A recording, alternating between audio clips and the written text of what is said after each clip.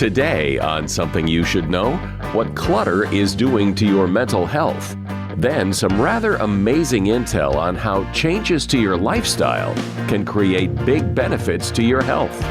For the last 40 some odd years, I've conducted research showing what a powerful difference changes in diet and lifestyle can make. And so to reduce these lifestyle changes to their essence, it's eat well, move more, stress less, love more. That's it. And the more diseases we study, the more evidence we have to show how powerful these changes can make.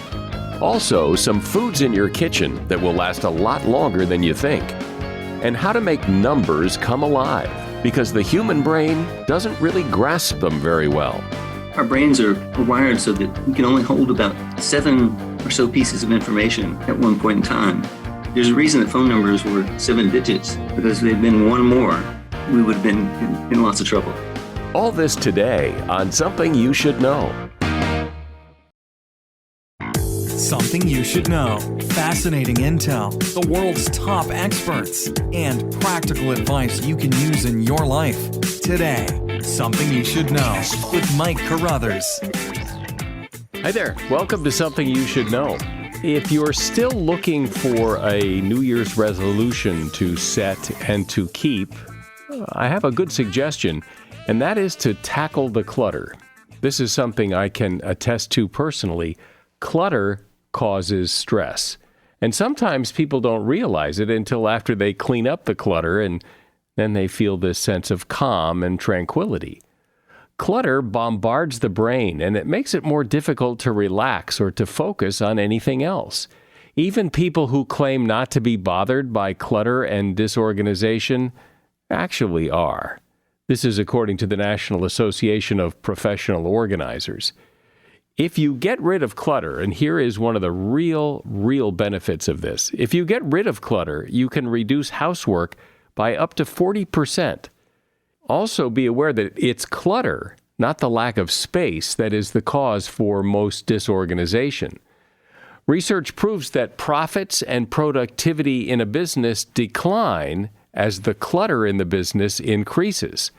And the number one clutter problem is paper. Clutter takes a long time to build up, so it will likely take a long time to clear out. But the benefits are great if you take the time to do it. And that is something you should know. When it comes to your health, you know what to do. You're supposed to eat right, exercise more, get enough sleep. You know the things that you're supposed to do to be healthy. But what isn't so clear is how much of it do you have to do to really make a difference? How healthy do you have to be to have a significant impact? Can changing your lifestyle actually fight or even reverse illness and disease, or does it just keep it from getting worse? This is something Dean Ornish has been researching and working with real patients for a long time on. Dean Ornish is highly regarded as the father of lifestyle medicine, and he has shown that making lifestyle changes can actually reverse illness and make you healthier. He has a book out called Undo It: How Simple Lifestyle Changes Can Reverse Most Chronic Diseases. Hi, Dean. Welcome. Hey, Michael. It's good to be here. So this idea that we can undo damage, we can undo disease and illness that we already have by making changes in lifestyle rather than just, going to the doctor and getting a pill. Explain this concept and what you've been doing in the field of lifestyle medicine. Well, it's a good question. For the last 40 some odd years, I've conducted research, randomized trials, and others showing what a powerful difference changes in diet and lifestyle can make. I think one of the biggest obstacles I find is people think, oh, diet and lifestyle, that's kind of boring. How powerful could that be? And I think our unique contribution has been to use these very high-tech, expensive, state-of-the-art scientific measures to prove what a powerful difference these simple changes in diet and lifestyle can make, not only in preventing disease, but actually reversing or undoing it, and much more quickly than when we had once realized. These biological mechanisms are so much more dynamic. You can get better quickly and worse quickly, even a single meal in some cases. And over time, we were able to show for the first time that, for example, even severe heart disease could be reversed. Well, I think that's surprising to a lot of people that lifestyle changes can reverse heart disease. It seems like once you have heart disease, you have heart disease.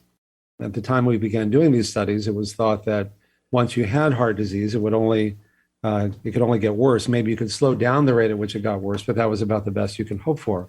We were able to show for the first time that you could actually get better and better. Within a month, the blood flow to the heart improved. The chest pain went away in most people.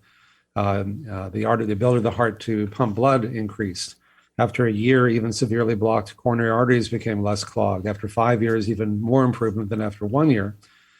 We then found these same lifestyle changes could reverse a wide variety of the most common and costly chronic diseases. We found we could reverse high blood pressure, high cholesterol, type 2 diabetes in many cases. When people are diagnosed with these conditions and they say, "Doctor, how long do I have to take these drugs that you put me on to keep my blood pressure and my cholesterol and my blood sugar down?" The doctor usually says, "Forever." It's kind of like if you can imagine doctors busily mopping up the floor around the sink that's overflowing, but no one's turning off the faucet. How long do I have to mop up the floor? Like forever. Well, why don't we just turn off the faucet? And the faucet or the cause are really these lifestyle changes that we make. And so when you talk about lifestyle changes, I mean, that's a fairly generic-y term. Give me, for example, by doing things like what? Well, the program that we've developed and studied over the last 4 decades has 4 main components. It's a whole foods, plant-based diet that's mostly fruits, vegetables, whole grains, legumes, soy products, as close as possible as they occur in nature, that are naturally low in both fat and sugar and refined carbs. Moderate exercise, some kind of aerobic exercise. Generally, if you like it, you'll do it. So pick something you like, along with a little bit of strength training and stretching. Meditation and other stress management techniques to control stress. And social support, the time we spend with our friends and family. And so to reduce these lifestyle changes to their essence, it's eat well, move more, stress less, love more. That's it. And the more diseases we study, the more evidence we have to show how powerful these changes can make. In addition to reversing heart disease and diabetes and prostate cancer, we've also found we did the first randomized trial showing these same lifestyle changes could stop or reverse the progression of many men who have early stage prostate cancer, in collaboration with the heads of urology at Sloan Kettering in New York and at UCSF. We did a study with Craig Venter, who was the first to decode the human genome, and found that when you change your lifestyle, it changes your genes, over 500 genes, in effect, turning on the good genes that keep us healthy, turning off the bad genes that cause us to get sick.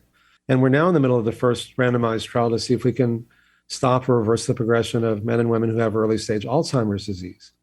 Well, I find it's interesting when you look at the diseases you're talking about: heart disease, obesity, high blood pressure, cholesterol, diabetes. They all have very specific and very different medical treatments once you get them. But what you're saying is that on a lifestyle level, you treat them all the same with the same lifestyle changes. So it radically simplifies what we tell people. It's not like there's one diet for this disease and this one for another. It's really the same for all of them. And so it just radically simplifies and makes it easy for people to understand. And it also helps to explain why you often find the same person will have what are called comorbidities. They'll have high blood pressure, high cholesterol, type 2 diabetes, be overweight, have heart disease, and so on, because it's really the same disease, just manifesting in all these different ways. So one of the concerns I think people have is when you talk about simple lifestyle changes, it's that word simple, because, I've known you for decades and, I've tried your diet. I cook many things out of your first book, but your diet is not simple. If you're a pretty standard meat-eating kind of American, switching to your diet is not simple. It takes a lot of effort. And so I think people think, oh, this would be easy, and it's not, and then they give up. It's ounce of prevention, pound of cure. If you're trying to reverse a life-threatening condition, it takes big changes. They're not easy, but they're worth doing. And if you're otherwise healthy, if you're just trying to lose a few pounds or feel better or get your cholesterol or blood pressure or blood sugar down a few points, what matters most is your overall way of eating. If you indulge yourself one day, eat healthier the next. If you don't have time to exercise one day, do a little more the next. If you don't have time to meditate for an hour, do it for a minute. Whatever you do, in all of our studies, we found the more you change your lifestyle, the more you improve at any age, which is a very empowering realization. But if you're trying to reverse a life-threatening condition, that's why we were the first to prove in all these conditions that it could actually be reversed when people thought it was impossible, because it's hard. It's hard to make big changes in lifestyle. I would acknowledge that. But in some ways, paradoxically, it can be easier to make big changes than small ones. Medicare created a new benefit category to cover my program 11 years ago. And we've trained working with a company called ShareCare, we've been training hospitals and clinics and physician groups around the country. And they're not just in big cities like Los Angeles, they're in, Saline, Arkansas, or, South Bend, Indiana, or West Virginia, or places that are, very different ways of eating and living. And yet 96% of the people who enroll complete all of the 72 hours. Just a month or so ago, Medicare agreed to cover my program when it's offered virtually. So now you don't have to live near a hospital or clinic that we've trained. You can live anywhere in the country, in rural areas or anywhere. I mean, to put it in context, 96% of the people finish all 72 hours of our program. Half of the people prescribed like cholesterol-lowering drugs like statins stop taking them after just 4 months, and that's just taking a pill once a day. And they're a proven benefit, and usually someone else pays for them. So why are we getting such better adherence to a much harder program than just taking a pill once a day? And the reason is I've learned over time what really enables people to make sustainable changes. And it's not fear of dying, it's joy of living. And when you take a cholesterol-lowering pill, it doesn't make you feel better. It's like, take this pill, it won't make you feel better. Hopefully it won't make you feel worse, to prevent something really bad from happening years down the road, like a heart attack or stroke that you don't want to think about. So people generally stop taking it. But when you change your lifestyle, most people find they feel so much better so quickly. If you change a lot of things at the same time, eat well, move more, stress less, love more, and to a large degree, most people, for example, who have angina or chest pain due to heart disease, their chest pain goes away. And so for someone who can't, walk across the street without getting chest pain, or make love with their spouse, or play with their kids, or go back to work without getting chest pain, and within a few weeks, they're essentially pain-free, it changes the whole equation from preventing something bad from happening to, what I gain is so much more than what I give up. It seems, though, that you really have to separate the two groups of people. There are people who are seriously ill, life-threateningly ill, that if they don't make some changes, they could die, which, that's a pretty good motivator to make change, versus people who think, well, it'd be nice to drop 10, 20 pounds and live healthier and all that. That's different. And when you're facing a life-threatening illness, that fear, I think, is a really strong motivator to make really big changes. Well, there's some truth to that, but fear is only a sustainable motivator for about a month or two. I used to get into friendly discussions with Al Gore when An Inconvenient Truth came out, that if you try to scare people, if you tell them the whole world's going to melt down in 10 years, it's just so for a month or so, they'll, start driving smaller cars or get fluorescent lights or whatever, or LEDs, but it's hard to sustain fear because we all know we're going to die. It's just a question of when. The mortality rate is still, 100%, it's one per person, but we don't think about it most of the time because it's too scary. And so I've just found that, when someone has a heart attack, that denial breaks down, but it comes back after a month or two. So fear is not really a sustainable motivator. What really is sustainable is joy and pleasure and love and feeling good. And so when people go through my reversing heart disease program that, not only Medicare is covering now, but most of the other major insurance companies, is we kind of take you by the hand. We give you the food that you need in the first few weeks to be able to make that transition. And because, again, these biological mechanisms are so dynamic, if you make these changes even for a few weeks, you begin to really notice from your own experience how much better you feel. And then the equation shifts from how can I, keep something bad from happening years down the road that I don't want to think about to, wow, when I do this, I feel good. When I do that, I don't feel so good. So let me do more of this and less of that. We're talking about lifestyle medicine, the idea that how you live and what you eat can not only keep you healthy, but even fight disease. And my guest is Dr. Dean Ornish. He's author of the book, Undo It, How Simple Lifestyle Changes Can Reverse Most Chronic Diseases. So, Dean, what do you say to someone listening who, would like to put their toe in the water here? Like, don't necessarily want to dive deep into your program. I don't have any big chronic illness, but the idea of feeling better, living better is a good idea. Where do you start? By doing things like what? Even more than being healthy, people want to feel free and in control. And as soon as I tell somebody, eat this and don't eat that and do this and don't do that, they immediately want to do the opposite. Now, this goes back to the first dietary intervention when God said, don't eat the apple, and that didn't go so well. And so rather than saying that here's a diet and do this and don't eat this, don't eat that, do this, don't do that. If you're trying to reverse disease, sometimes you have to say that because it is prescriptive. But for everyone else, what matters most is your overall way of eating and living.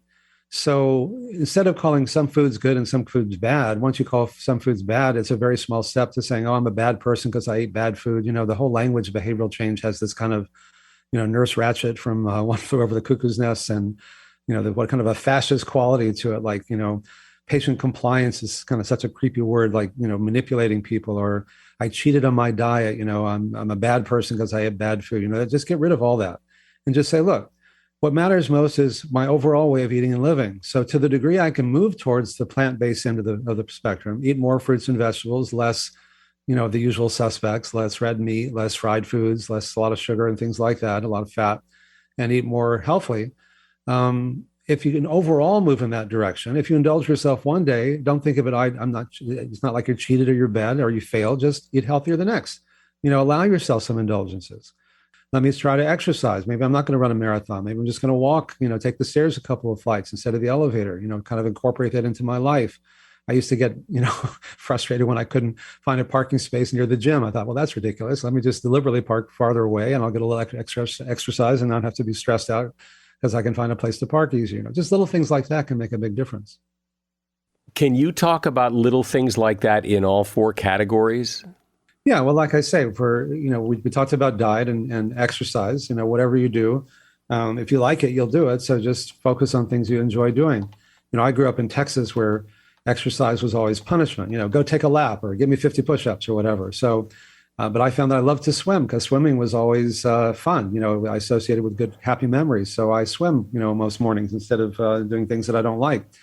With meditation, find something that you enjoy.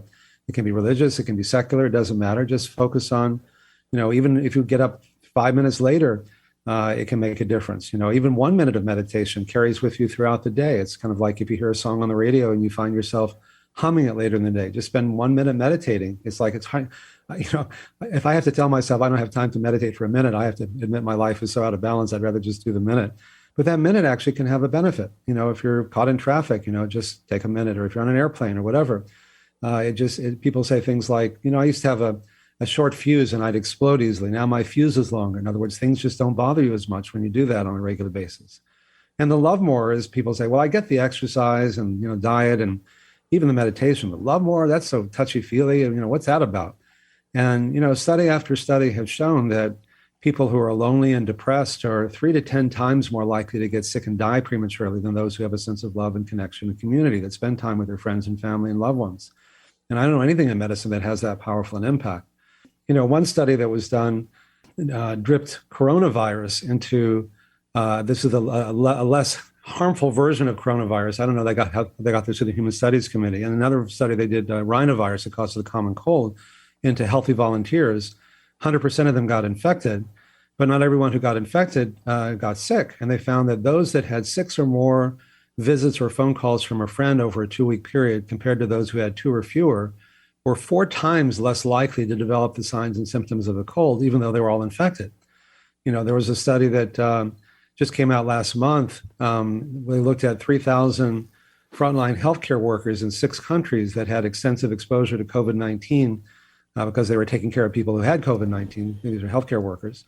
And those following a healthy plant-based diet, like I recommend, were 73% less likely to develop moderate to severe illness, whereas those following a low-carb, high-animal protein, Atkins-type diet were nearly 4 times more likely to develop moderate to severe illness. And likewise, there's 600,000 participants from a Harvard study, King's College study, that also came out a few weeks ago, that those eating a healthful plant-based diet had a 41% decreased risk of moderate to severe disease. So the advice is basically to do more of these 4 things that you talk about. And the more you do, the better. And the less you do, the worse. Yeah, the more you do, the more you improve at any age. I thought incorrectly, as it turned out, that the younger people who had less severe disease, whatever disease we were looking at, would do better when they changed their lifestyle, but I was wrong. It wasn't how old they were, it wasn't how sick they were.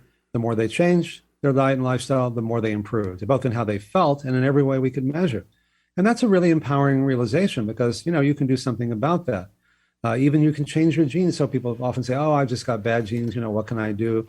Even though when President Clinton has been on this program for many years. He's talked about this publicly, or I wouldn't mention it. But 12 years ago, when his bypasses clogged up, one of his cardiologists held a press conference on CNN and said, "Oh, it was all in his genes. His diet and lifestyle had nothing to do with it." And having been working with him since 1993, I knew it had everything to do with it. So I sent him a note saying, "Look, your genes are not your fate. Your genes are just a predisposition." And in fact, we've done studies now with Craig Venter, who was the first to decode the human genome, that over 500 genes were changed in just 3 months. Turning on the good genes to keep us healthy, turning off the ones that cause these biological mechanisms that lead to all these different conditions, not only heart disease, but other things. And he's been doing it now for 12 years. He looks great. He's talked about how his heart disease is getting better and so on. It's like, whatever your politics, when a former US president, and certainly one known for eating unhealthily, is able to make these changes, I think that sets a good message for everyone. But the real issue, and the reason that I'm so passionate about this after 40 years or so of doing this work, is that it really empowers people. We're now, as I mentioned, in the middle of doing the first study to see if we can reverse early stage Alzheimer's. I think there's a good chance we might be able to slow or stop or reverse it. There are no drugs that can even stop it from getting worse. My mom died of Alzheimer's. I have one of the genes for it, so I'm at risk for it. And when you lose your memories, you lose everything. And so if we can show, and it's still a big if, but if we can show that these same lifestyle changes may stop or reverse the progression of early stage Alzheimer's, that'll give millions of people new hope and new choices. What could be better than that? So I love doing this work. For anyone listening to this, you don't have to take my word for it. Because these mechanisms are so dynamic, if you just try it for a few days and you really do the full version of this, you're likely, whether you're sick or not, to feel so much better. Then it comes out of your own experience, and it takes you out of the diet wars. And like, this guy says that, and this woman says that, and who am I to believe, to say, oh, I can believe my own experience. And then you really know that, oh, when I do this, I feel good. When I do that, I don't feel so good. And so I'll do more of this and less of that. And then what I gain is so much more than what I give up. That's really what makes it sustainable. So it basically boils down to eat well, move more, stress less, love more. Do those things, and do as much of those things as you can, and you'll feel better and hopefully live a good long time. Dr. Dean Ornish has been my guest, often referred to as the father of lifestyle medicine. His latest book is called Undo It: How Simple Lifestyle Changes Can Reverse Most Chronic Diseases. There's a link to that book and also a link to his website if you're interested in his program. I'll put that in the show notes as well. Thanks, Dean. Well, thanks so much. I'm really grateful to you. Every day, you and I deal with numbers. When we shop, when we drive, when we do almost anything, numbers are involved somehow. Yet numbers are sometimes hard to grasp. They're hard to relate to. They're hard to get a handle on. As an example, if I told you that 1 million seconds is equal to 12 days, how long is 1 billion seconds? Take a guess. The answer is 32 years. And unless you knew that answer ahead of time, I suspect that answer surprises you. And if you did take a guess, your guess was probably nowhere near that. Because numbers are just kind of hard to get your head around. This is something Chip Heath has explored. Chip is a teacher at Stanford and co-author of a new book on how we relate to numbers called Making Numbers Count. Because numbers are part of our life and part of our experience, and we have to make them understandable. Hey, Chip, welcome to Something You Should Know. Thanks for being here. Thanks for having me. So in the past, you have written with your brother Dan, and you've spoken about making ideas sticky. And I always think of you as kind of an idea guy. So why tackle numbers this time? I teach MBA students and engineering students in my class at Stanford. And my advice to them about numbers was to stay away from them as much as possible, to simplify as much as possible, because numbers are hard to get across to people in a way that makes them stick. And eventually one student one year raised his hand and said, look, I'm an investment banker. All I deal with is numbers. And so if you can't help me with numbers, you can't help me with my work. And so I took that seriously as a challenge and started to talk about numbers and focus on numbers. And that day became bigger and bigger as a part of the course, because we found more and more about what to do to make numbers stick. So explain, and maybe using an example would be very helpful here, how you make numbers stick. So one of the issues about the way that we interact with the environment is how much fresh water is there. And it turns out there are some numbers associated with that. 97.5% of the water in the world is salinated. Of the 2.5% that's fresh, 99% is actually tied up in ice caps or in frozen tundra. And the remaining 0.0025% is what we can consume as long as we don't pollute it somehow. Now, that's a set of numbers that's kind of difficult to wrap your mind around. And your brain may be struggling right now to remember what was the 97.5% versus the 99%. Here's an analogy that a teacher used with my co-author, Carla, back when she was in junior high. Said, imagine a gallon jug filled with salt water. And up at the top of the gallon jug, there are 3 ice cubes floating, and there are some drops of water falling off those ice cubes. That's essentially the ratio of fresh water that we have in the world. The salinated water in the gallon jug is the oceans, and ice cubes represent the frozen tundra. And those tiny few drops of water that are falling off the ice cubes represent the fresh water that's available to us. Now, that's a much better way of getting a number across. And in fact, turned Carla into a rock star on the family cocktail party circuit because she felt like she had something to contribute to conversations as a 7th grader. And what was brilliant about that teacher is he figured out a way to convey an idea that was true and useful, but in such a concrete way that a 7th grader could pick it up and understand it. You're right. As soon as you said that, my reaction was I was amazed to hear that so little water was available, fresh water. But then what was it again? But that visual example of the gallon jug makes it crystal clear, and I'll never forget it. Yeah, and I think the wonderful thing is that the world offers us lots of ways of doing that. And so the people that run the Bing search engine looked into this at one point, and they started serving people not just the facts that they'd asked for. So like somebody might Google what's the size of Pakistan? And it turns out it's 340,000 square miles. But the Bing people would add a simple perspective phrase. That's about the size of 2 Californias. Or the CDC recommends that protein consumption in a meal is 3 to 4 ounces. That's about the size of a deck of cards. But that perspective phrase helps translate things into the language that we understand. We understand more about California as if we grew up in the States than we do about Pakistan. And so that one bit of redirection helps incredibly. A numbers purist might say that this isn't very precise, though, that when you're talking about numbers have a tendency to be viewed as very precise, and calling something about 2 Californias or that those ice cubes represent the glacier water trapped in glaciers in the world. Yes, sort of in the ballpark of, but it's not very precise, that you're dumbing down the numbers. Yeah, and I think that's a concern that people have. But the fact is, research that's been done on numbers says that if you overvalue precision, you end up hurting yourself in terms of the amount that people remember and the amount that they can use. People that work with numbers a lot do more rounding than the rest of us. So engineers talk about ballpark calculations or back of the envelope calculations. Physicists talk about that. Doctors, a lot of medicine is about getting ballpark estimates for a process that you're trying to enhance with a drug intervention. And then you can do the precise calculations later, but what's most useful to people online is a number that they can deal with. And our brains are wired so that we can only hold about 7 or so pieces of information at one point in time. And a single complicated number, like 623,297, that sucks up so many resources in our brain that it's almost like we can't do anything else other than remember that one number. There's a reason that phone numbers were 7 digits past the area code, because if they'd been one more, we would have been in lots of trouble. Really? That was deliberate? Yeah.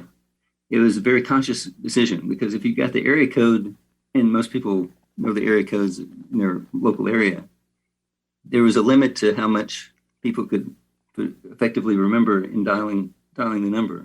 And so most people in the world can deal with about 7. So talk about some of the other principles that you write about that help people explain and help people understand numbers?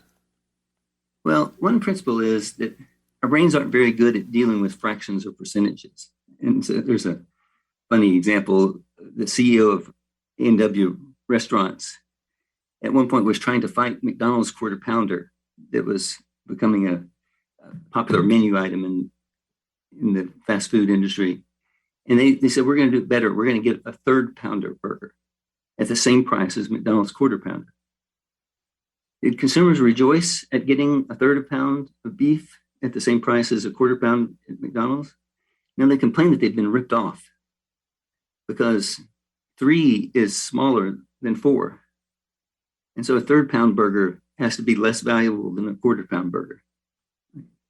That's an extreme example, but all of us run into this when we hear statistics like about 40% of Americans would admit pre-COVID that they sometimes didn't wash their hands after using the bathroom. Now that's kind of disturbing. 40% sounds like a big number, but it's not something that would shock us.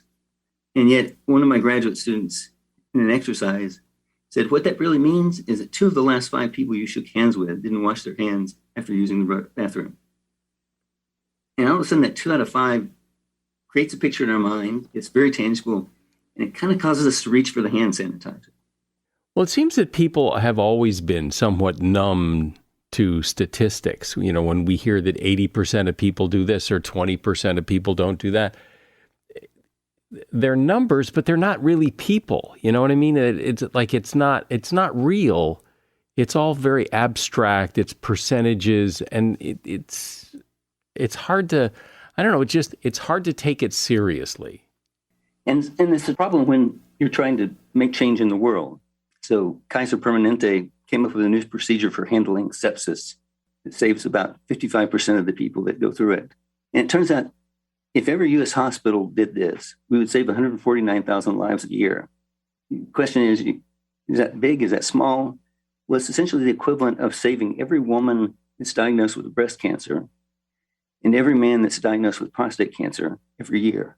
And so those comparisons that I just brought in all of a sudden put you in a frame of mind that this is an important problem. And the 149,000 probably left you mildly interested, but not committed to tackling the problem in the way that the comparisons allow you to do. One of the things you recommend when you're explaining something with numbers is to add an encore. So explain what you mean by that. There's a psychological principle called psychological numbing that says that as numbers get bigger, we're having harder and harder time understanding the increments in the numbers. And so, for example, the difference between 10 and 20 seems big, but the difference between 20 and 30 seems smaller, and 70 and 80 seems smaller still, and 120 to 130 doesn't seem like a big deal at all. And so what creating an encore does is it kind of forces you to think about the different parts of the number in a way that gets emotion from those numbers. So, for example, people that are interested in nutrition think it's funny that we go into a 7-Eleven and reach past the cola to get a nice fruit juice, thinking that we've made a good nutritional choice. A lot of fruit juices have more sugar than the colas that we're reaching past. So a 12-ounce Ocean Spray cranapple juice has 44 grams of sugar. That's 11 teaspoons of sugar. Those 11 teaspoons of sugar, it sounds like a big number, and it's kind of disgusting. But if you break that down into concrete ways of thinking, 11 teaspoons of sugar is the same sugar that is in 3 Krispy Kreme glazed donuts, except that you've got 3 additional sugar cubes that you want to add to those glazed donuts. And what I just did by adding that sugar cubes is an encore. And if we want people to feel our numbers, that's a good principle, is to use an encore. See, that is such a great way to explain something, that encore idea, to say that this drink has the same amount of sugar as 3 Krispy Kreme donuts plus 3 sugar cubes. How do you ever forget that? I mean, that's a great hook to get you to remember the number. Yeah, and that's the trouble with numbers in general, is that it's hard to find hooks to integrate them into with what other things that we know. Like, you may have heard that hummingbirds have a higher metabolism than we do. And it turns out that they have 50 times metabolism that we have. And so if you take a 198-pound male, which is the typical size of men in the United States, what would that male have to consume to have the same ratio of calories to the hummingbird? The answer is 150,000 calories. Now, that number is not going to stick with you, but go a little further and make it concrete. Say, what that would mean is that the male would be drinking a Coke every minute of the day. That's a stickier notion of how much the hummingbird is burning up by acrobatics that it's doing. Since you've really looked deeply into this, what are some of the numbers or some of the ways of explaining numbers that you discovered in your research that really floored you or that really shocked you, if any? For example, there's a term in manufacturing called Six Sigma. And if you reach Six Sigma quality, you've only got 3.4 defects for every million products that you make. And if you think about converting that into a process, what does that mean practically? Well, suppose that you're talking about baking cookies, and you bake 24 cookies a night, chocolate chip cookies, and they all turn out to be perfect. They're soft in the middle, they're caramelized, crunchy on the outside, with exactly the right number of chocolate chips per cookie. What Six Sigma quality means is that there would be 37 years of baking 2 batches of cookies a night before you bake a single cookie that's raw or burned or has too few chips. And once you start unpacking it that way, and you're thinking about the implications for this broader process, it's way more impressive to understand what the manufacturing people have accomplished. That's a useful strategy in terms of getting people to engage with numbers, is you've got a promise of understanding things that you couldn't have seen before. Well, one of the things you hear about numbers and statistics is that you can get them to say anything you want. You can stack the deck, so to speak, to make them support your argument. And so, numbers sound precise on one hand, but on another level, they're very manipulatable, right? Yeah, definitely. But I think what's useful is if you're able to put things into context, you're going to be in a much better position to work with them. So, for example, one of my friends in college was tuning into a debate that people were having at the time about the National Endowment for the Arts had funded some artists that were doing provocative things that not everybody was in love with. And my friend James would listen to the debate for a while and he'd say, you're right. You shouldn't have to fund NEA for doing these things that you were morally opposed to. So let me personally refund your money for the NEA. And he would hand them a quarter. And turned out he had done the calculation as an engineering student that if you take the average taxpayer burden in the United States, the typical taxpayer is paying about a quarter for the National Endowment for the Arts and all the work that they do to bring art to society. And somehow putting that in context clarifies the debate a little bit. We can still disagree about what the NEA is funding, but is this a major issue facing society when we're talking about a quarter per taxpayer? And I think that's the use of numbers, is that if you put things in perspective, you're going to make better decisions and have better conversations. Sometimes I think numbers are difficult to understand because of the units they're explained in. Because, for example, I don't have a lot of experience with light years or, milliseconds, or they're not part of my experience. So I don't relate to them. So when you explain things in those terms, they're hard to hold on to. So I think it's often hard to think about the numbers that we have in society and what those numbers mean. So, for example, milliseconds. What is a millisecond? So you take a second and divide it into 1,000 pieces. And that's kind of hard to process for our brains. But then when we hear that a batter has about 250 milliseconds to react to a pitch and then has to execute the swing in another 200 milliseconds or so, that sounds fast, but we have no clue what it means. So imagine tapping and try to tap 4 times a second. That's about the rate of 4 times a second.